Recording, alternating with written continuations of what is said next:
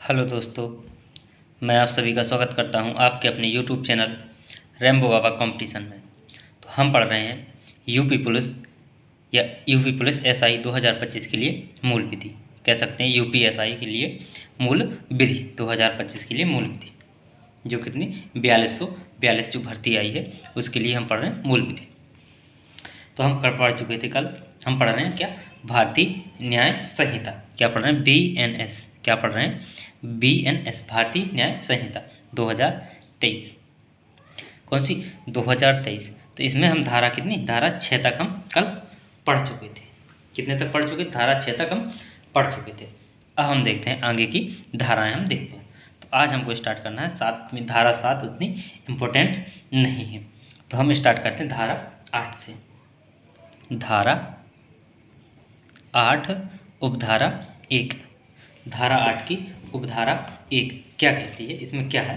तो धारा 8 की उपधारा 1 में क्या है, क्या कहती है, क्या लिखा है उसमें। उसमें लिखा है, धारा 8 की उपधारा 1 में लिखा है कि जुर्माने की रकम, क्या लिखा है उसमें, लिखा है जुर्माने की रकम। जुर्माने की रकम, क्या लिखा, जुर्माने की रकम या क्या, जुर्माना, जुर्माने की रकम या जुर्माना आदि देने में व्यतिक्रम, क्या,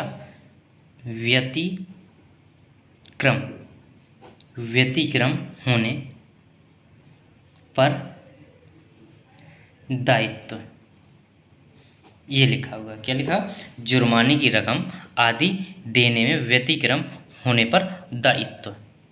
इसमें व्यतिक्रम का मतलब यहाँ पे क्या है, तो व्यतिक्रम का यहाँ पे मतलब है कि जो जुर्माने की जो रकम है उसको क्या है, उसको व्यक्त नहीं किया गया है। क्या, उस रकम को क्या किया गया, अभिव्यक्त नहीं किया गया है। क्या नहीं किया, अभिव्यक्त नहीं किया गया है। तो उस रकम को अभिव्यक्त नहीं किया गया है, तो उसमें किस प्रकार से उसमें क्या किया जाएगा, जुर्माना लगाया जाएगा।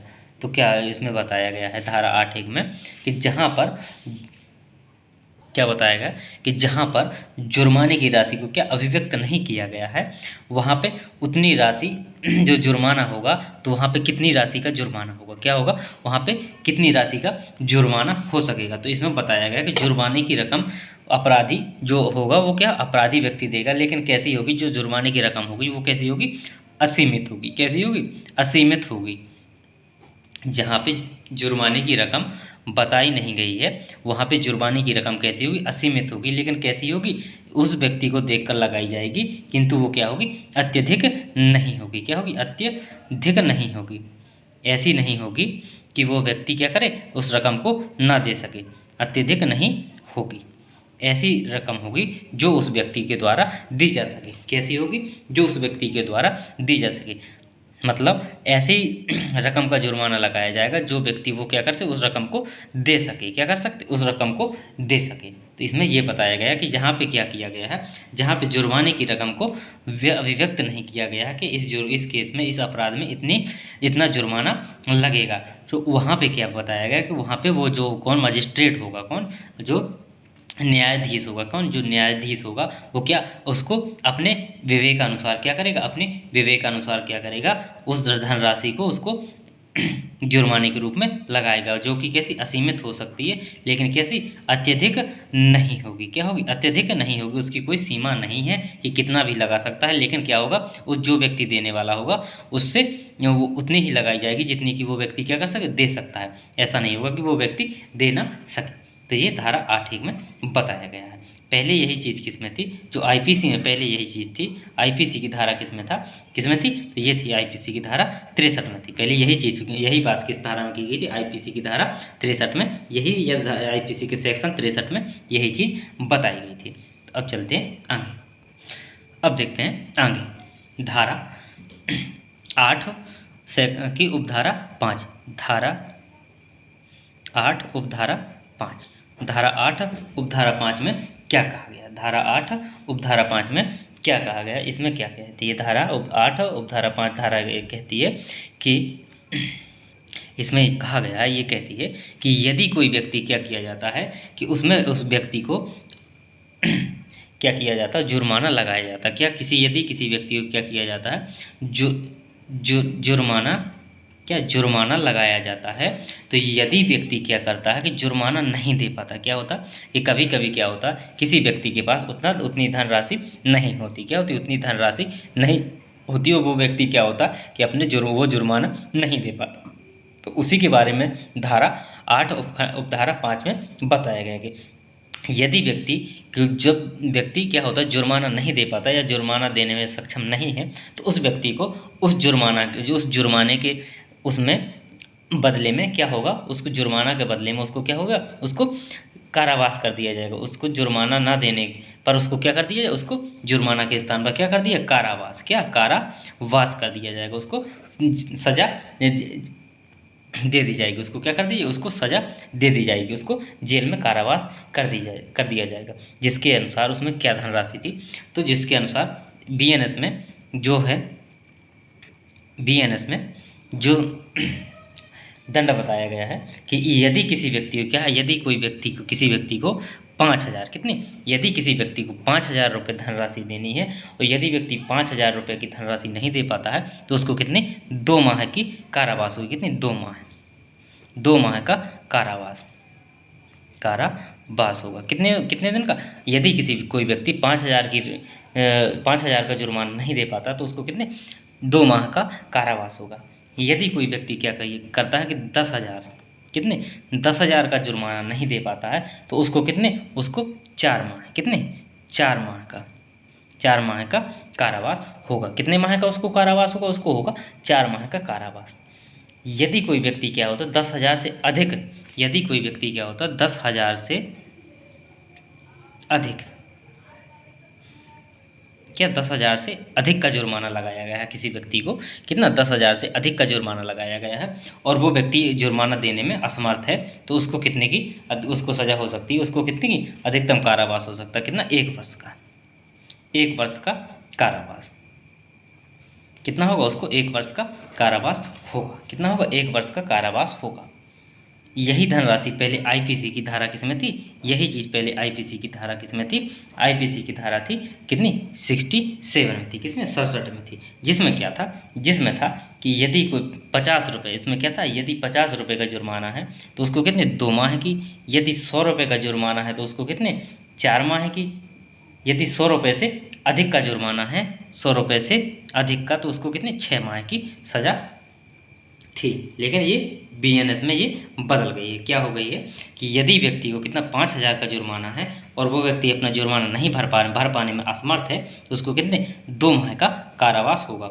यदि व्यक्ति 10,000 का जुर्माना भरने में असमर्थ है तो उसको कितने 4 माह का कारावास होगा। यदि व्यक्ति 10,000 से अधिक का जुर्माना भरने में असमर्थ है तो क्या है, उसको कितने 1 वर्ष का कारावास होगा। ये चीज़ बताई गई है। चलिए अब देखते हैं आगे धारा, अब देखते हैं धारा 9, कौन सी, धारा 9। धारा 9 में क्या कहा गया है, धारा 9 कहती है, धारा 9 में कहा है कई अपराध, क्या लिखा है धारा 9 क्या कहती है, क्या लिखा है ये धारा क्या है, क्या बोलती, कई अपराधों क्या कई अपराधों से मिलकर कई अपराधों से मिलकर बने अपराध के लिए, कई अपराधों से मिलकर बने अपराध के लिए दंड की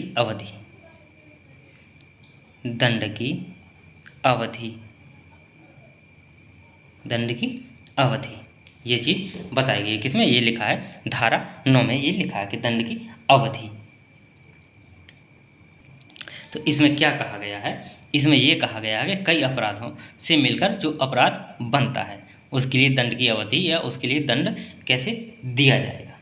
जैसे समझते हैं इसको कि जैसे मान लीजिए कोई व्यक्ति है, ठीक है, का व्यक्ति है, ठीक है, एक है कौन है, खा व्यक्ति है, ठीक है, खा व्यक्ति है, का व्यक्ति ने खा व्यक्ति को, किसको, का व्यक्ति ने खा व्यक्ति को किससे, लाठी कितनी, एक लाठी से इसको कितनी 50 लाठी मारी, कितनी 50 लाठी मारी, कितनी 50 लाठी मारी। तो अब इसमें क्या है, इसने कितना अपराध किए, इसने 50 अपराध किए। का व्यक्ति ने कितने अपराध किए, 50 अपराध किए। तो इसने क्या, एक लाठी से कितने 50 लाठी इसको मारी। तो वैसे तो देखा जाए तो इसको कितनी 50 लाठी मारी। तो इसका व्यक्ति ने कितने किए, 50 अपराध किए। कितने, 50 अपराध किए। कितने किए, 50 अपराध किए।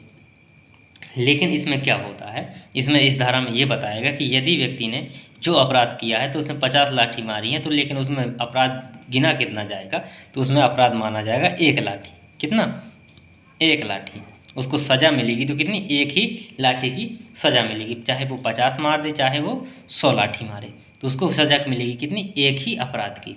तो इसमें ये चीज़ बताई गई है। उन सारी की सारी जो 50 लाठियों की सारी की सारी सज़ा है, तो वो क्या, 1 ही सज़ा होगी। क्या होगी, 1 ही सज़ा, क्या होगी, 1 ही सज़ा होगी। ना कि प्रत्येक लाठी के लिए अलग अलग सज़ा होगी। क्या होगी, ना कि प्रत्येक लाठी के लिए अलग अलग सज़ा होगी, बल्कि क्या होगी, 1 ही सज़ा होगी। कैसी होगी, 1 ही सज़ा होगी। यही चीज़ पहले किस में थी, आईपीसी की किस धारा में थी, धारा आईपीसी की धारा 71 में थी। किस में थी, आईपीसी की धारा 71 में यही चीज़ पहले थी। तो ये चीज़ है। अब देखते हैं धारा 10 में तो देखते हैं धारा 10 में ज़्यादा इंपॉर्टेंट नहीं है। अब देखते हैं तो धारा 11 देखते हैं। कौन सी, धारा 11 देखते हैं। धारा 11 में क्या लिखा है, धारा 11 में लिखा क्या लिखा है, एकांत परिरोध। क्या लिखा, एकांत परिरोध। एकांत परिरोध का मतलब क्या है, एकांत परिरोध का मतलब इसमें बताया गया है कि यदि किसी व्यक्ति को क्या होता है, कोई व्यक्ति कैसे ऐसे अपराध के लिए कोई दोषी ठहराया जाता है, कैसे अपराध के लिए, जिसके लिए उसके जो अधीनस्थ न्यायालय है वो क्या कर सकता है, उसको कठिन कारावास दे सकता है। कैसा, कठिन कारावास। एकांत परिरोध का मतलब ये क्या है, कठिन कारावास है। कैसा, कठिन कारावास। कठिन कारावास, एकांत परिरोध का मतलब है कठिन कारावास। कठिन एकांत परिरोध मतलब कठिन कारावास, मतलब एकांत मतलब एकांत, कोई नहीं वहाँ पे मिलेगा। क्या हो, कोई नहीं उसको देखने को मिलेगा। तो उसको क्या, एकांत परिरोध, वो एकांत ही सबसे अलग ही उसको क्या शिफ्ट किया जाएगा, तो उसको बोलते हैं एकांत परिरोध। तो उसको कठिन कारावास। तो इसमें किस हिसाब से दिया गया है, इसमें दिया गया है कि यदि किसी व्यक्ति को ऐसी सज़ा होती है कि उसको क्या कठिन कारावास सुनाया गया है, तो कठिन कारावास सुनाया गया, तो इसको यदि कठिन कारावास की यदि अवधि कितनी, 6 माह की है। कितनी, 6 माह की यदि कठिन कारावास की अवधि है, तो उसको कितने दिनों तक कठिन कारावास में रखा जा सकता है, उसको कठिन कारावास में कितने, 1 माह तक। कितने, एक अधिकतम कितना, 1 माह तक उसको कठिन कारावास में रखा जा सकता है। कितना रखा जा सकता है, 1 माह तक उसको अधिकतम कठिन कारावास में रखा जा सकता है। यदि व्यक्ति को कितने, 6 माह से अधिक की, कितनी, 6 माह से कितना, 6 माह से अधिक और कितना, 1 वर्ष से कितना, 1 वर्ष से कम, कितना, 1 वर्ष से कम की सज़ा मिली है, तो उसको कितना रखा जा सकता है, अधिकतम कितने, 2 माह। अधिकतम कितने, 2 माह कठिन कारावास में रखा जा सकता है। कितने, अधिकतम 2 माह उसको कठिन कारावास में रखा जा सकता है।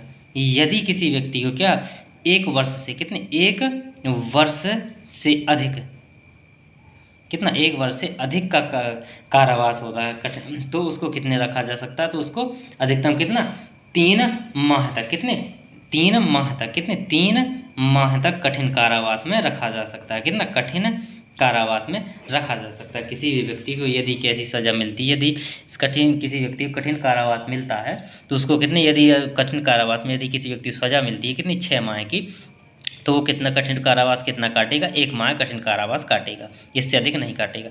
यदि 6 माह से अधिक और 1 वर्ष से कम की सज़ा मिलती है, तो वो कितना काटेगा, 2 माह काटेगा। कितना काटेगा, 2 माह कठिन कारावास काटेगा। यदि उस व्यक्ति को 1 वर्ष से अधिक की सज़ा मिलती है, तो वो कितना काटेगा, अधिकतम कितना, 3 माह कठिन कारावास काटेगा। तो ये चीज़ बताई है किसी धारा BNS की धारा 11 में। यही चीज़ आईपीसी की धारा किस में थी, आईपीसी की धारा किस में, 74 में थी। किसकी थी, किस में थी, यही थी आईपीसी की धारा 74 में। चलिए अब पढ़ते हैं आगे। तो ये अध्याय 2 जितना इम्पोर्टेंट था, अध्याय 2 की जितनी धाराएं इम्पोर्टेंट थी, तो वो हमने पढ़ ली। अब पढ़ते हैं हम अध्याय 3 स्टार्ट करते हैं। कौन सा, अध्याय 3 हम स्टार्ट करते हैं अध्याय 3। अध्याय 3, अध्याय 3 किससे संबंधित है? इसमें क्या साधारण, क्या साधारण, साधारण अपवाद, क्या है इसमें अध्याय 3 में क्या है साधारण अपवाद। इसमें धारा कहाँ से, इसमें धारा, इसकी जो धारा 14 से, कहाँ से, ये अध्याय 3 कहाँ से स्टार्ट है, अध्याय 3 स्टार्ट है धारा 14 से, कहाँ से, धारा 14 से। तो इसमें धारा 14 से धारा कहाँ तक, धारा 44 तक। इसमें क्या सारे के सारे कैसे साधारण अपवाद के बारे में है, साधारण अपवाद के बारे में ही बताई गई हैं। ये धाराएं किसकी, साधारण अपवाद के बारे में ही बताई गई, जो कि किस में थी, जो आईपीसी में किस में थी, आईपीसी में भाग 4 में थी, किस में, अध्याय 4 में, किस में, अध्याय 4 में थी। और कहाँ से कहाँ तक थी, कहाँ से ये थी 76 से कहाँ तक, 106 तक थी। कहाँ तक, 76 से 76 से 106 तक ये धाराएं थी, किस में थी, आईपीसी में। तो अब इनको देखते हैं, अध्याय 3 को एक एक करके एक एक धाराएं देखते हैं। तो चलिए देखते हैं धारा 14, धारा 14 क्या कहती है। धारा 14 में लिखा है, क्या लिखा है कि विधि द्वारा, क्या लिखा है, विधि द्वारा, धारा 14 में लिखा है कि विधि द्वारा आबद्ध,